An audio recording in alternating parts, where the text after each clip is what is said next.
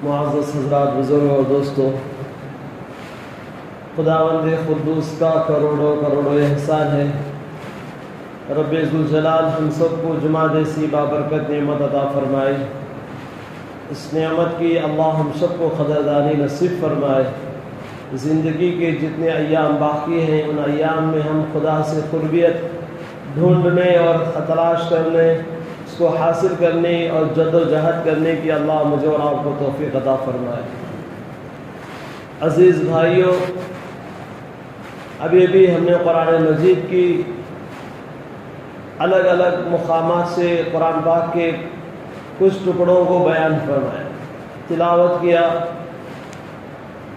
ویسا بھی خدا کا قرآن سارا کا سارا اللہ کے احکامات اور نبی پاک حضرت رسول اللہ صلی اللہ علیہ وسلم کی ثنا کوئی تعریف مدح بیان کر رہا ہے۔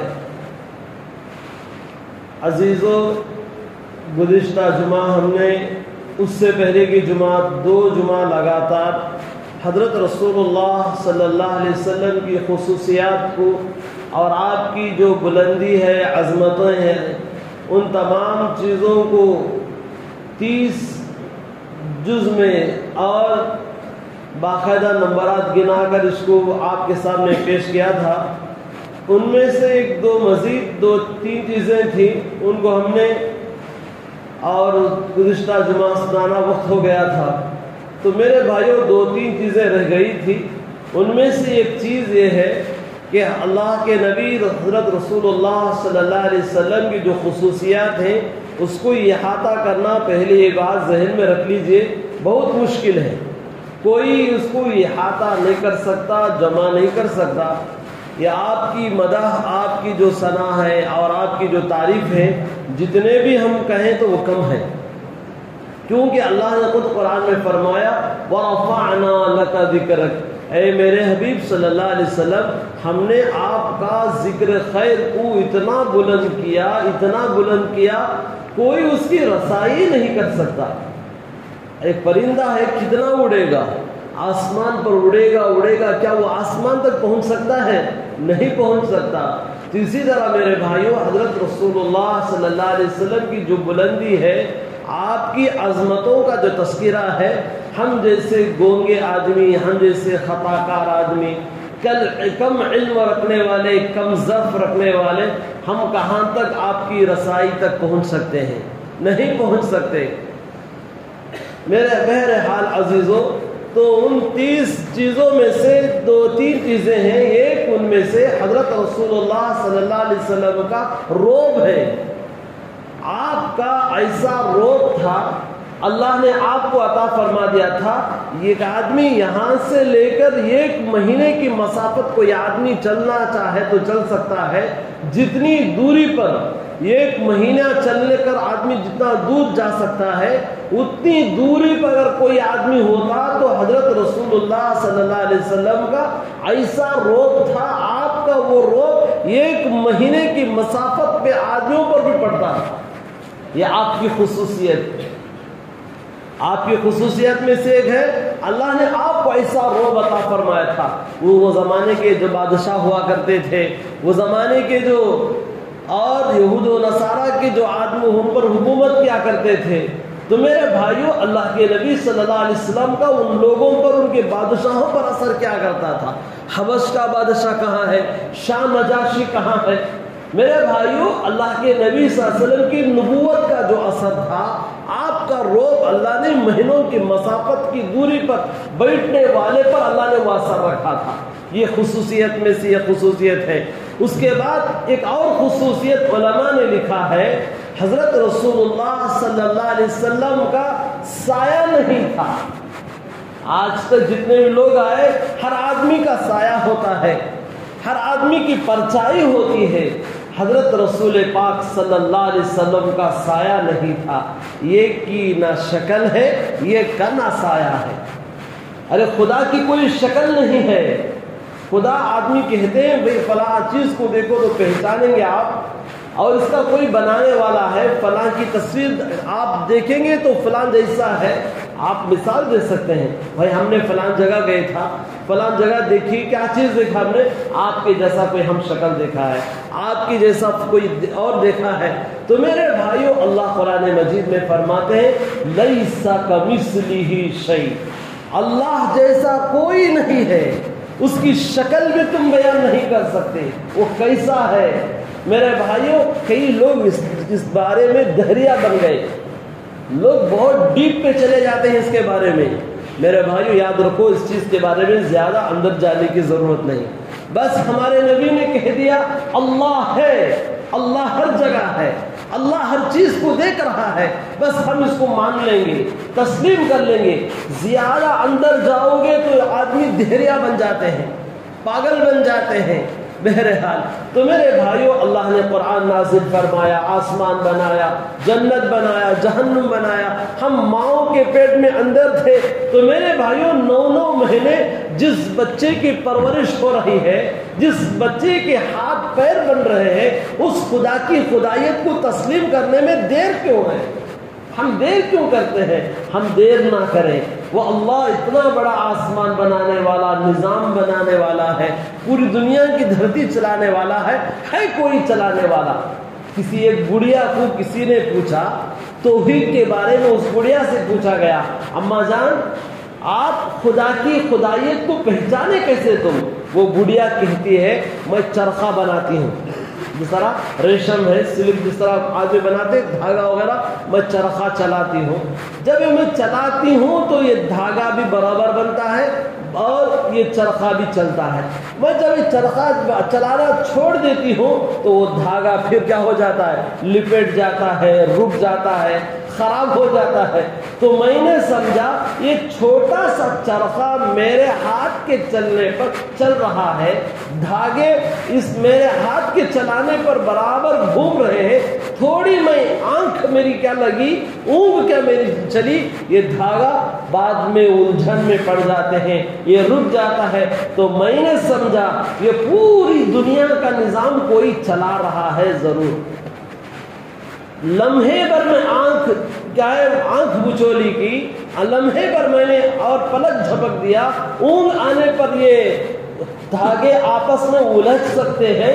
یہ خدا چلانے والا پوری دنیا کا نظام کوئی ہے ضرور۔ یہاں دوسری بات پیدا ہوتی ہے، لوگ کہتے ہیں تو جب ایک ہی خدا، ایک گھر میں ایک آدمی گھر چلا رہا ہے، 2 آدمی چلائیں گے تو گھر چلے گا، تو اتنی پوری دنیا کا نظام ہے، ایک ہی خدا کیسے چلا سکتا ہے؟ کوئی اور خدا ہے وہ بھی چلائیں گے۔ یہاں پر علماء نے لکھا ہے پورے کالج میں ایک پرنسپل ہوتا ہے، بس کے اندر، ریل گاڑی کے اندر ایک ڈرائیور ہوتا ہے، اور اسی طرح آپ دنیا کے جس آدمی کی بھی مثال لے لو، مسجد میں ایک امام ہوتا ہے، آپ 2 اماموں کو رکھیں گے، حضرت تمہیں بھی پڑھاؤ تمہیں بھی پڑھاؤ، کوئی رکوع میں جا رہا ہے، کوئی سجدے میں جا رہا ہے، کوئی ایک امام کی تقلید ہو، سمیع اللہ لمن حمدہ بول رہا ہے، اللہ اکبر، آدھے آدمی ادھر چلے گئے، آدھے آدمی ادھر نکل گئے۔ اب بس کے اندر 2 ڈرائیور رہ گئے، ایک ڈرائیور چلاتا ہے کہ ہم فاسٹ چلائیں، دوسرا ڈرائیور چلاتا ہے تھوڑا سلو چلائیں، آپس میں جھگڑا ہوگا، دونوں جھگڑنے کے بعد پوری بس کو سلامت کے ساتھ ہوگا تو گھر پہنچائیں گے، ورنہ شمشان پہنچا دیں گے۔ اب پورے اسکول کالج کے اندر ایک نظام ہے، ایک سسٹم چلتا ہے، ایک پرنسپل کے ذریعے۔ اگر 2 ہو گئے، کوئی چاہتا ہے کہ آپ چھٹی کر دیں، کوئی چاہتا ہے کہ ہم پڑھائی شروع کریں گے، آپس میں تناؤ بن کر کیا ہو جائے گا، پورا کالج، پورا مدرسہ، یونیورسٹی درہم برہم ہو جائے گا۔ میرے بھائیوں اسی طرح اگر آج ہمارے اس پوری دھرتی کو چلانے میں 2-3 خدا ہوتے، کوئی کہتا بارش برساؤ، کوئی کہتا نہیں ہم سورج نکالیں گے، کوئی اور کہتا ہوا چلاؤ، کوئی کہتا کہ نہیں اس بات کیا ہے، بالکل معقول نظام موسم رہے گا، آپس میں تناؤ ہو جاتا، جھگڑا ہو جاتا، پوری دنیا کا نظام درہم برہم ہو جاتا۔ اسی طرح میرے بھائیوں خدا ایک ہے، جس کو اللہ نے اپنے کلام میں فرمایا قل هو اللہ احد، اے نبی صلی اللہ علیہ وسلم میرے آقا آپ فرما دیجئے اللہ ایک ہے، یگانہ ہے، واحد ہے، اس کے جیسا کوئی نہیں ہے۔ اتنی بڑی طاقت والا خدا آسمان کو زمین پر گرنے سے بچا لیا ہے، زمین کو تڑک جانے سے بچا لیا ہے۔ پوری کائنات کا نظام صبح ہوتے ہی آدمی باہر نکلتے ہیں، پھر شام ہوتے ہی اندھیری چادر جو بچھا دیتا ہے پورے انسان نیند کے آغوش میں چلے جاتے ہیں۔ وَجَعَلْنَا اللَّيْلَ لِبَاسًا وَجَعَلْنَا النَّهَارَ مَعَاشًا، اللہ نے پورے آیتوں میں بیان فرماتے ہیں دیکھتے نہیں تم ان فی خلق السماوات والارض، دیکھتے نہیں آپ یہ خلقت کو، یہ آسمان کو، یہ دھرتی کو، یہ چلنے کو، یہ پھرنے کو، لوگوں کے ذہنوں میں باتوں کو رکھنے کو، نکالنے کو، موت کو، حیات کو، خوشی کو، غمی کو، کہیں جنازہ جا رہا ہے، کہیں شادی ہو رہی ہے، کہیں کوئی باپ اپنے گھر بیٹے کو خبر کھود رہا ہے، کوئی باپ اپنے بیٹے کا گھر نیا بنا کر اس کو تحفے میں دے رہا ہے، یہ تمام نظام کون کر رہا ہے؟ اللہ فرماتے ہیں ان اللہ عالم غیب السماوات والارض، وہ ایک اللہ ہے جو تمام نظام کو چلا رہا ہے۔ بہرحال ایک کی نہ شکل ہے دوسرے کا نہ سایہ ہے، وہ کس کی شکل نہیں ہے، وہ خدا تمام شکلوں صورتوں سے پاک ہے، منزہ ہے۔ پھر وہ کیا ہے؟ اللہ نور السماوات والارض، پھر کیا ہے اللہ؟ اللہ ایک نور ہے۔ قرآن میں پارے نمبر 17-18 کے اندر سورہ نور کر کے اللہ نے ایک سورت نازل فرمایا ہے، اس کے اندر تفصیل کے ساتھ اللہ بیان فرمایا ہے۔ پھر کیا ہے وہ؟ اللہ نور السماوات والارض، اللہ پاک ایک نور ہے۔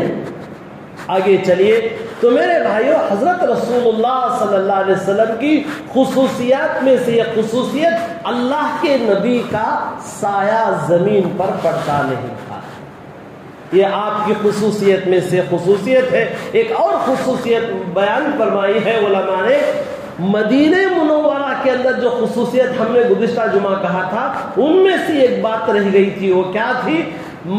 اور قیامت کے قریب دجال ملعون مردود آئے گا، جسے کانا دجال کہا جاتا ہے، مستقل لمبی بحث ہے اس کی، وہ کیا ہے، کیسا آئے گا، وہ کہاں ہے، وہ کیا کیا کام کرے گا، کیسے لوگوں کو گمراہ کرے گا، مستقل ایک عنوان ہے، کبھی انشاءاللہ لے کر آئیں گے۔ تو عزیزو، دجال پوری جگہ جائے گا لیکن مدینہ منورہ میں داخل ہونے کی اس کو اجازت نہیں ہوگی، مدینہ منورہ میں داخل ہونے کی اس کو اجازت نہیں ہوگی۔ یہ اللہ کے نبی حضرت رسول اللہ صلی اللہ علیہ وسلم کے شہر مدینہ کی خصوصیات میں سے خصوصیت ہے، وہ مدینہ میں کبھی داخل نہیں ہوگا۔ ایک اور خصوصیت بیان فرمائی ہے، حضرت رسول اللہ صلی اللہ علیہ وسلم جس جگہ آرام فرماتے ہیں مدینہ منورہ میں، وہاں پر طاعون جیسی بیماریاں نہیں آئیں گی، وبا جیسی بیماریاں کبھی داخل مدینہ میں نہیں ہوں گی۔ وبا مطلب ایسی بڑی بڑی بیماریاں، بڑی بڑی خوفناک بیماریاں جسے کہا جاتا ہے، جان لیوا بیماری کہا جاتا ہے۔ ایک مثال کے طور پر آپ سمجھیے، وبا ہے، ایک عذاب ہے، ایسی بیماریاں مدینے میں داخل نہیں ہوں گی۔ یہ اللہ کے نبی صلی اللہ علیہ وسلم کی شہر مدینہ کی خصوصیات میں سے ہے۔ بہرحال عزیز دوستو، آپ صلی اللہ علیہ وسلم کی خصوصیات کو کہاں تک بیان کیا جائے، پورا قرآن نبی کی خصوصیات سے بھرا ہوا ہے، پوری احادیث پیارے نبی کے اخلاق سے بھرا ہوا ہے۔ ہمیں چاہیے یہ احادیث کو اپنی زندگی میں ہم لے لیں، ہمیں چاہیے پیارے آقا صلی اللہ علیہ وسلم کے ہر کردار کو ہم اپنا اوڑھنا بچھونا بنا لیں گے، اس کے بعد دنیا دیکھتی رہ جائے گی ہم کیسے منزل مقصود پر پہنچ جائیں گے انشاءاللہ۔ خدا کرے اللہ ہم سب کو بھی وہ چیزیں نصیب فرمائے جس طرح روڈ کی بات تھی، آج بھی اس امت کے جیالو، آج بھی اس امت کے وہ مرد مجاہد جو دن رات اللہ کی احکامات پر چلنے والے ہو، نبی کے طریقے پر چلنے والے ہو، متقی پرہیزگار ہو، آج بھی دنیا کے اندر اللہ پاک ان کا روب لوگوں پر پڑتا ہے، ان کا اثر لوگوں پر پڑتا ہے، ان کا زہد و تقویٰ کا اثر قوم پر ضرور پڑے گا۔ کیوں ہم نبی کے غلام ہیں، وہ غلاموں پر ضرور اس کا آقا کا اثر انشاءاللہ ضرور بضرور پڑے گا۔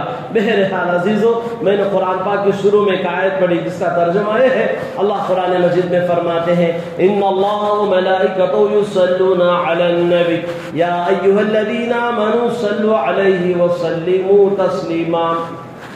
عزیز دوستو، ایک قرآن کی آیت اکثر علماء حضرات دعاؤں میں درود جہاں پڑھا جاتا ہے یہ آیت پڑھی جاتی ہے، خطبے کے اندر بھی یہ آیت پڑھی جاتی ہے، جمعہ کے اندر۔ یہ آیت کا ترجمہ کیا ہے، یہ آیت کا مفہوم کیا ہے؟ اللہ نے قرآن مجید میں فرمایا ان اللہ، بے شک اللہ، ان یہاں پر تاکید ہے، بہت تاکید کے ساتھ اللہ نے بیان فرمایا ان اللہ، بے شک اللہ، و ملائکتہ، اس کے فرشتے، اور اللہ اس کے فرشتے و ملائکۃ یصلون علی النبی، وہ درود پڑھتے ہیں کس پر؟ آقائے نامدار، تاجدار بطحہ، صاحب الثقلین، جود والکرم، میرے اور آپ کے آقا حضرت محمد مصطفیٰ صلی اللہ علیہ وسلم پر اللہ بھی فرشتے بھی درود و سلام بھیجتے ہیں اپنے نبی پر۔ اے لوگو، تم بھی درود و سلام ہمارے نبی حضرت محمد مصطفیٰ صلی اللہ علیہ وسلم پر پڑھا کرو۔ یہ آیت کا ترجمہ ہے۔ اب اس کا مفہوم، اس کی تفسیر کیا ہے؟ علماء نے کئی اور طریقے سے بیان فرمایا۔ تو میرے بھائیوں، پورے قرآن مجید کے اندر اللہ نے صرف ایک جگہ بیان فرمایا ہے، آپ، اللہ حکم کرتے ہیں آپ نماز پڑھو، اللہ حکم کرتے ہیں وَأْمُرْ أَهْلَكَ بِالصَّلَاةِ، اے لوگو تم نماز پڑھو۔ اللہ فرماتے ہیں وَأَقِيمُوا الصَّلَاةَ وَآتُوا الزَّكَاةَ، تم زکات نکالا کرو۔ اور اللہ نے فرمایا اور جیسے کہ تم قرآن پڑھو کما حق تلاوتی، اور جیسے کہ پڑھنے کا حق ہے، الذین آتیناہم الکتاب الذین یتلون، آیا جس طرح کہ تم قرآن کو تلاوت کرو کما حق ہو، جیسے کہ اس کے پڑھنے کا حق ہے۔ قرآن کی پڑھنے کا اللہ نے حکم دیا، نماز پڑھنے کا اللہ نے حکم دیا، زکوٰۃ دینے کا اللہ نے حکم دیا ہے۔ میرے بھائیو، اللہ فرماتے ہیں من استطاع الیہ سبیلا، اللہ نے حج کرنے کا وَأَذِّن فِي النَّاسِ بِالْحَجِّ يَأْتُوكَ رِجَالًا، حج کرنے کا اللہ نے حکم فرمایا۔ میرے بھائیو، ہر چیز کا اللہ نے اپنے بندوں پر حکم فرمایا ہے، لیکن درود شریف وہ عمل ہے، درود وہ مبارک عمل ہے، اللہ خود فرماتے ہیں ہم بھی کرتے ہیں، ہمارے فرشتے بھی کرتے ہیں، میرے بندوں تم بھی پڑھا کرو۔ میرے بھائیو، کتنا بابرکت عمل ہے یہ، کتنا بابرکت عمل ہے، جو قرآن میں اللہ نے فرما دیا کہ ہم درود پڑھنے کے لیے اور حکم اللہ نے دیا ہے تو ہمیں پڑھنا چاہیے، نہیں پڑھنا چاہیے؟ پڑھنا چاہیے۔ اب آئیے احادیث پر۔ پیارے نبی حضرت رسول اللہ صلی اللہ علیہ وسلم نے ایک حدیث میں بیان فرمایا، علماء نے لکھا ہے کتابوں کے اندر، جو آدمی صبح میں 10 مرتبہ پڑھے اور صبح میں 10 مرتبہ درود شریف پڑھے، شام میں کوئی آدمی 10 مرتبہ درود شریف پڑھے، تو حدیث میں آتا ہے کل قیامت کے دن اللہ کے نبی حضرت رسول اللہ صلی اللہ علیہ وسلم اس کی سفارش فرمائیں گے۔ اور درود شریف پڑھنے پر ایک مرتبہ کوئی آدمی، من صلی صلاۃ، کوئی آدمی ایک مرتبہ درود شریف پڑھتا ہے، حدیث میں آتا ہے 40 فضیلتیں بیان فرمائی ہیں، یہ 10 گناہ ہمارے معاف ہوں گے اور 10 نیکیاں ہمارے نام اعمال میں لکھی جائیں گی اور 10 درجے ہمارے بلند ہوں گے اور 10 رحمتیں اللہ پاک کی طرف سے ہم پر نازل کی جائیں گی۔ تو میرے بھائیو، ایک مرتبہ درود شریف پڑھنے پر اتنی بڑی فضیلت ہے۔ اور ایک حدیث میں بیان فرمایا پوری زندگی میں ایک مرتبہ تو درود شریف پڑھنا یہ اللہ کے نبی صلی اللہ علیہ وسلم سے محبت کرنے کی علامت ہے۔ پوری زندگی میں ایک مرتبہ بھی درود نہ پڑھے، ہم کہتے ہیں کہ وہ امتی ہونے کا لائق ہی نہیں ہے، وہ امتی بننے کا لائق ہی نہیں ہے۔ پوری زندگی میں پیارے نبی صلی اللہ علیہ وسلم پر ایک مرتبہ بھی درود شریف نہ پڑھے۔ تو میرے بھائیوں، جس طرح اب مجلس ہوتی ہے، جہاں کہیں بیان ہوتا ہے، خطبہ ہوتا ہے، دین کی باتیں ہوتی ہیں، مذاکرے ہوتے ہیں، مجلسیں لگتی ہیں، ان میں سے ایک مرتبہ آقا دو جہاں صلی اللہ علیہ وسلم کا نام لیا جائے تو ایک بار درود پڑھنا واجب ہے۔ اب بار بار بیان کرنے والے نبی کا نام لے رہے ہیں، مثال سے سمجھا رہے ہیں، حدیث میں نبی کا حوالہ دے رہے ہیں، اب کتنا مرتبہ درود پڑھے گا؟ بعد میں جتنے مرتبہ چاہو آپ درود پڑھو، یہ مستحب ہے۔ ایک مرتبہ تو پڑھنا واجب ہے، کئی مرتبہ پڑھنا مستحب ہے۔ اچھا، واجب مستحب دونوں کو میں ڈیویٹ کر کے آپ کو میں سمجھاؤں، واجب کسے کہتے ہیں، مستحب کسے کہتے ہیں؟ واجب کہتے ہیں کمپلسری، ضروری ہے، اور اس پر 100% پڑھنا جسے کہتے ہیں واجب ہے، ضروری، اگر نہیں پڑھے گا تو گنہگار ہوگا۔ جس طرح عید کی نماز ہے، 2 رکعت پڑھنا واجب ہے، ضروری ہے وہ آدمی عید کی نماز پڑھے۔ فرض اس سے اور بڑا درجہ، پہلے فرض کا درجہ، بعد واجب کا درجہ، بعد سنت مؤکدہ کا درجہ، بعد کیا ہے نفل کا درجہ، بعد سنت غیر مؤکدہ۔ غیر مؤکدہ نفل دونوں ایک ہی ہے، بات سمجھ میں آ رہی؟ پہلے فرض کا درجہ، بعد واجب کا درجہ ہے، بعد سنت مؤکدہ کا درجہ۔ سنت مؤکدہ کسے کہتے ہیں؟ آئیے ہم اب اس بات میں بھی آپ کو وضاحت کے ساتھ سمجھا دیں۔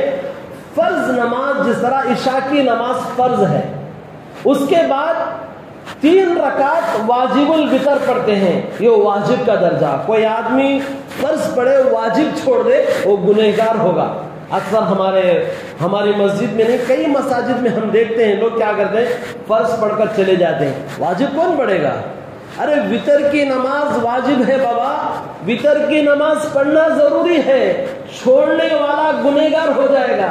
جب اللہ ہم عشاء کی نماز کو بلا رہے ہیں، فرض پڑھ لیے، اللہ کا شکر ادا کرو، یا اللہ آپ نے فرض پڑھنے کی تو توفیق دی، سنت اور واجب تو پڑھتے جائیں، 2 رکعت سنت پڑھ لے، 3 رکعت اور واجب وتر نماز پڑھ لے، الحمدللہ ساری رات عبادت کا ثواب مل رہا ہے، آدھی رات عبادت کا ثواب ملے گا۔ اسی لیے ہم واجب کے چھوڑنے والا میرے بھائیوں گنہگار ہوگا وہ۔ آج ارادہ کریں سب بھی، آج کے بعد سے ہم کیا نہیں چھوڑیں گے؟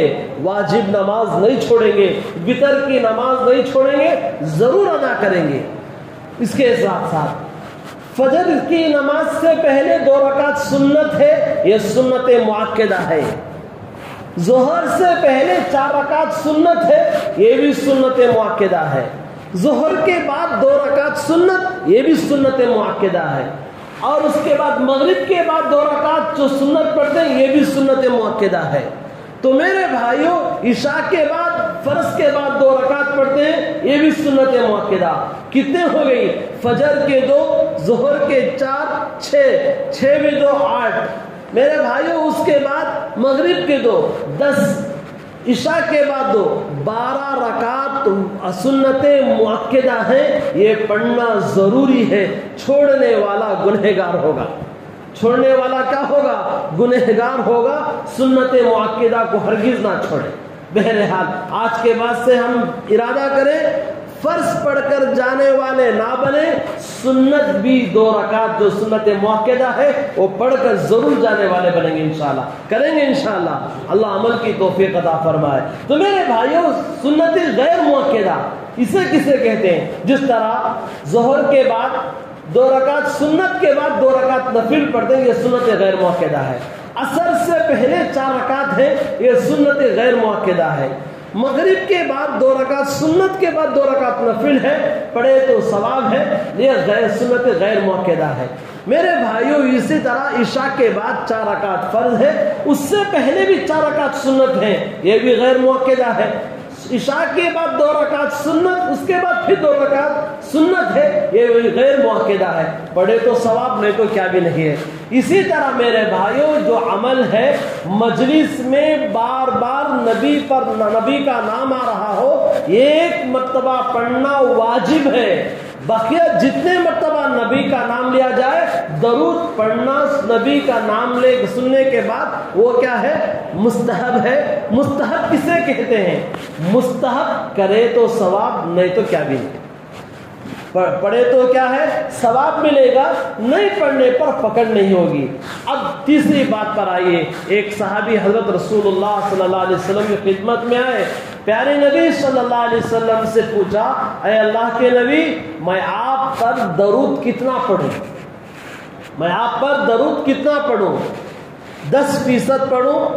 100% میں 10% پڑھوں؟ اللہ کے نبی نے فرمایا احسن، اچھا ہے، اور تھوڑا زیادہ کر لیں۔ پھر وہ صحابی پوچھتے ہیں 20% پڑھوں؟ اللہ کے نبی نے فرمایا بہت اچھا ہے، تھوڑا اور زیادہ کر لیں۔ پھر وہ صحابی پوچھتے ہیں 30%، 40%، 50، 60، 70، 80، 90، 100، میں پورا وقت آپ پر کیا ہے؟ نمازوں کے ساتھ، اپنے ترتیب کے ساتھ ہے، جتنا وقت بچے میں آپ پر درود پڑھوں۔ اللہ کے نبی نے فرمایا بہت اچھا ہے۔ تو میرے بھائیوں، ہمیں چاہیے کہ اللہ کے نبی حضرت رسول اللہ صلی اللہ علیہ وسلم پر کثرت کے ساتھ کیا ہے؟ درود پڑھنے والے بنے۔ اور ایک حدیث میں بیان فرمایا پیارے نبی صلی اللہ علیہ وسلم نے، دنیا میں سب سے بڑا بخیل وہ ہے۔ صحابہ سے پوچھا کہ بخیل کون ہے؟ صحابہ میں سے کئی صحابی پوچھنے لگے خرچ نہیں کرنے والا، اور پیسہ اپنے جیب میں رکھنے والا، بینک بیلنس میں رکھنے والا، ایک دمڑی بھی خرچ نہیں کرنے والا بخیل ہوگا۔ پیارے نبی نے فرمایا دنیا میں سب سے بڑا بخیل وہ آدمی نہیں ہے جو خرچ سے ہاتھ روک لے، نان و نفقہ اپنے بیوی بچوں کو دینے سے ہاتھ روک لے۔ سب سے بڑا بخیل وہ ہے ہمارا نام سنے درود نہ پڑے، یہ دنیا میں سب سے بڑا بخیل ہے۔ اب ہمیں چاہیے بخیل کے لسٹوں میں ہمارا نام آئے یا سخیوں کے لسٹوں میں ہمارا نام آئے، ہم کثرت کے ساتھ درود شریف پڑھیں گے، یہ نبی کی محبت کا مکمل اور آپ کی محبت کا، آپ کے عشق کا میرے بھائیوں سچی جو تصویر ہے، کثرت کے ساتھ ہم درود شریف پڑھیں۔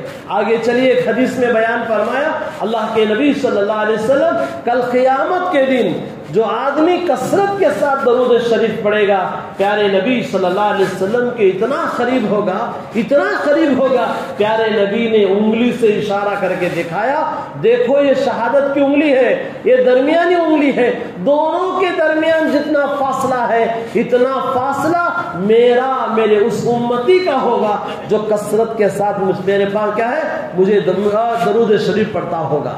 اسی لیے میرے بھائیوں، درود شریف کی فضیلت بہت ساری بیان فرمائی ہے، علماء نے 100 فضائل بیان فرمائے۔ کتنے فضائل؟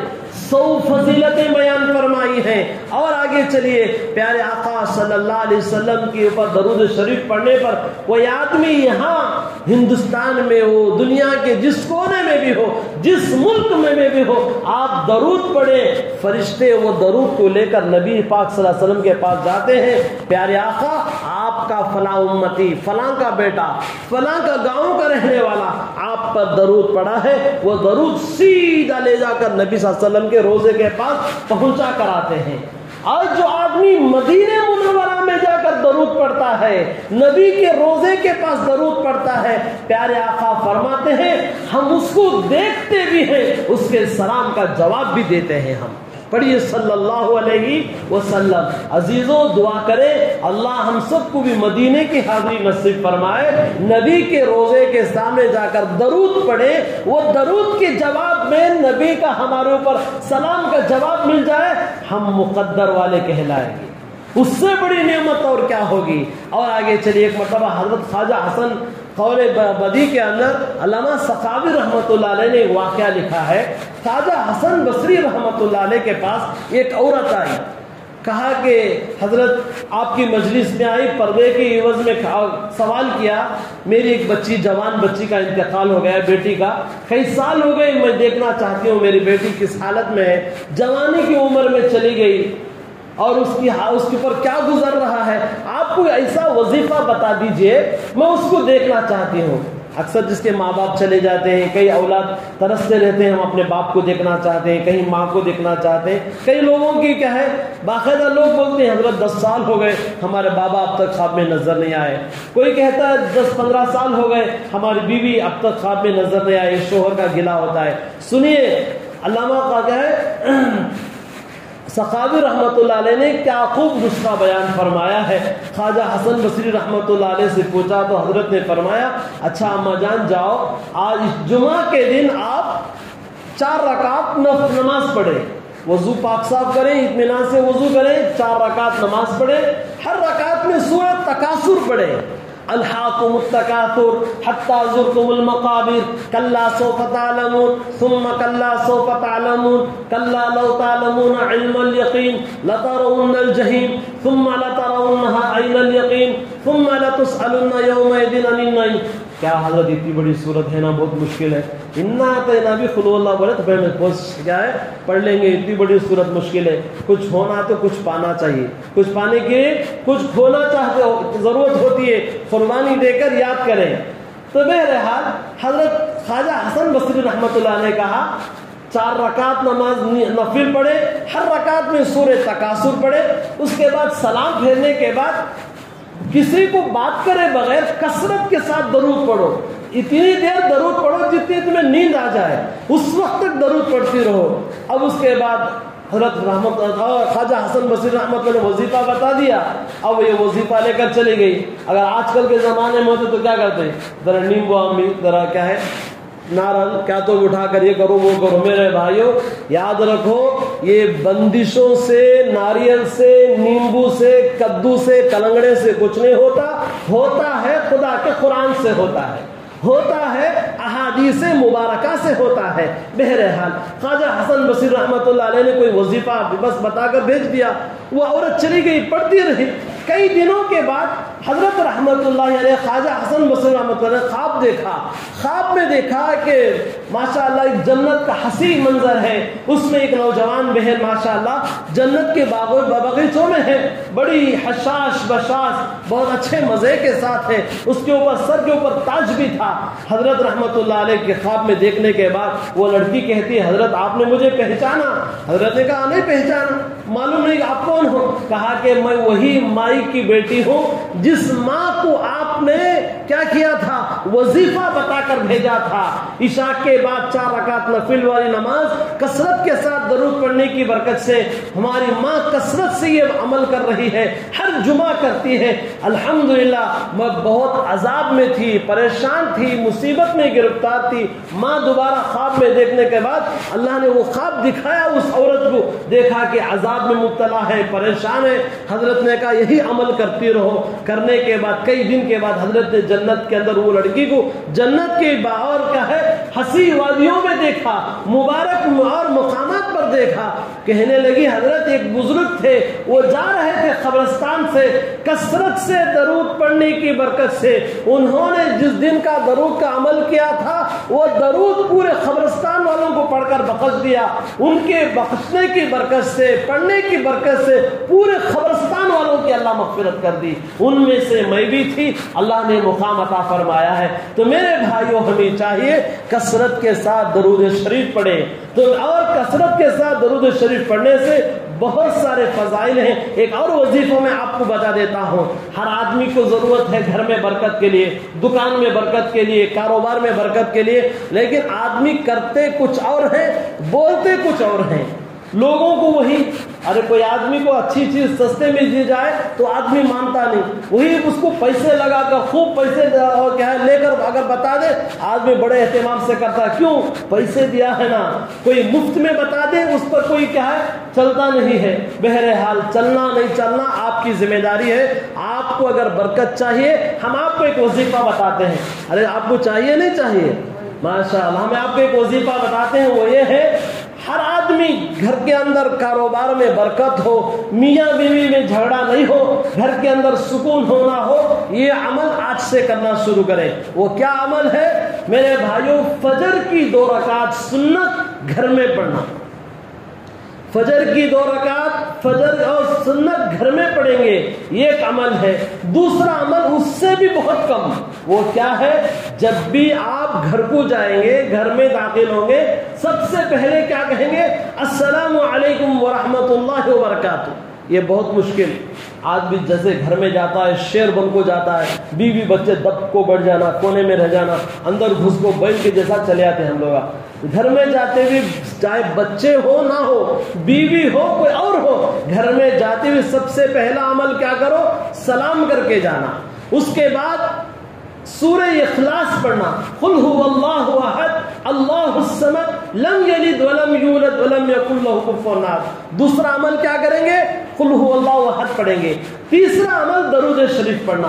یہ تین عمل کوئی آدمی لگاتار کرتا رہے گا، انشاءاللہ ثم انشاءاللہ ہر گھر میں اللہ خوب برکتوں کا نچھاور فرمائیں گے، برکتوں کا نزول کریں گے، روزی روٹی میں خوب برکت ہوگی، میاں بیوی میں محبتیں ہوگی، گھر میں امن سکون شانتی رہے گی۔ وہ عمل یہی ہے، پہلے سلام کرنا، دوسرا سورہ اخلاص پڑھنا، تیسرا عمل درود شریف پڑھنا۔ کریں گے سب انشاءاللہ۔ اور ایک جو فجر کی نماز ہے جو سنت کا عمل ہے، گھر میں برکت ہو، میاں بیوی میں جھگڑا، ہر گھر میں پریشانی آپ کو آتے، فوراً کمیٹی والے کے پاس بولتے صدر صاحب گھر میں جھگڑے، سیکرٹری صاحب میاں بیوی میں جھگڑے، اب انہوں کیا کرتی میٹنگ کر کو بلانا، آپس میں سمجھانا، کتنی بڑی پریشانی، گھر کی پریشانی ہو رہی نہیں ہو رہی۔ اسی لیے میرے بھائیو ہمارے نبی صلی اللہ علیہ وسلم نے فرمایا جو آدمی فجر کی سنت گھر میں پڑھے گا سب سے پہلا فائدہ یہ ہوگا میاں بیوی میں جھگڑا نہیں ہوگا، محبت کے ساتھ زندگی گزارو گے۔ دوسرا فجر کی سنت گھر میں پڑھنے کی وجہ سے اللہ پاک کیا کریں گے؟ روزی روٹی میں برکت دیں گے۔ تیسرا عمل میرے بھائیوں کان کھول کر سنو، تیسرا عمل فجر کی سنت موقعہ ہے، یہ گھر میں پڑھو گے، موت کے وقت میں اللہ سب کے زبانوں پر کلمہ طیبہ لا الہ الا اللہ محمد رسول اللہ صلی اللہ علیہ وسلم، اللہ خاتمہ بالخیر کریں گے، موت کے وقت میں کلمہ نصیب کریں گے۔ وہ کیا عمل ہے؟ فجر کی 2 رکعت سنت گھر میں پڑھے، کریں گے سب انشاءاللہ۔ اللہ مجھے بھی عمل کی توفیق دے، آپ کو بھی عمل کی توفیق عطا فرمائے، کثرت کے ساتھ درود شریف پڑھنے کی اللہ ہم سب کو توفیق عطا فرمائے۔ پیارے رسول اللہ صلی اللہ علیہ وسلم کی شفاعت کبریٰ اللہ ہم سب کے حق میں اللہ تعالیٰ پاک ضرور عطا فرمائے۔ میرے بھائیوں جاتے ہوئے اور عیدگاہ کا جو کام چل رہا ہے الحمدللہ آپ لوگ تعاون کر رہے ہیں، جاتے ہوئے دل کھول کر تعاون کریں، اللہ پاک دنیا میں بھی اس کا بدلہ نصیب فرمائے، آخرت میں بھی نصیب فرمائے۔ آمین۔ وآخر دعوانا الحمدللہ رب العالمین۔